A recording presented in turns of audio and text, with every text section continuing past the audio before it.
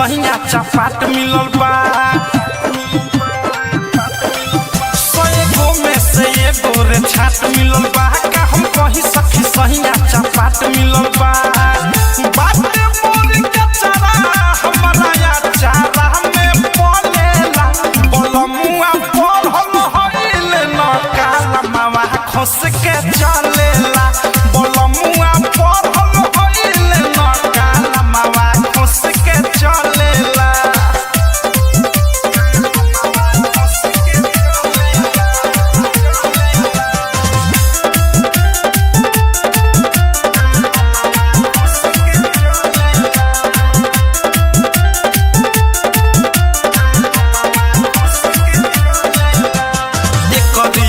सखी मन नहीं भावे बाटे बड़ी भिखर खाली शिखर चबावे।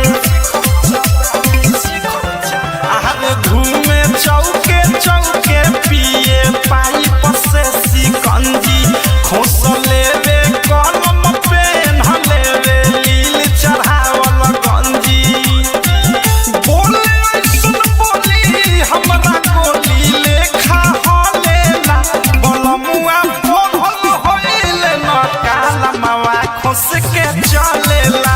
बलमुआ पढ़ल हईल न काला मावा खोस के चलेला।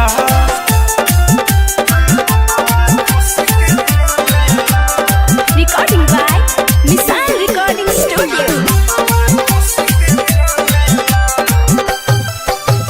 ठेहुन परले मोजा पेन्हे ठेहुन परले जूता। पैंट पेन्हे फाटा लागे न चले बटूता। खाली बने पिनहिया हीरो सुखले मारे सटाइल।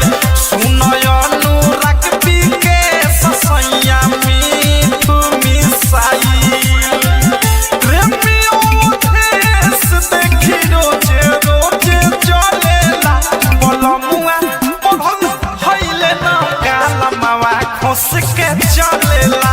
बलमुआ पढ़ल हईल न काला मावा खोस के चलेला। सएगो में से एगो रे छाट मिलल बा। का हम कही सखी सहिया चपाट मिलल बा।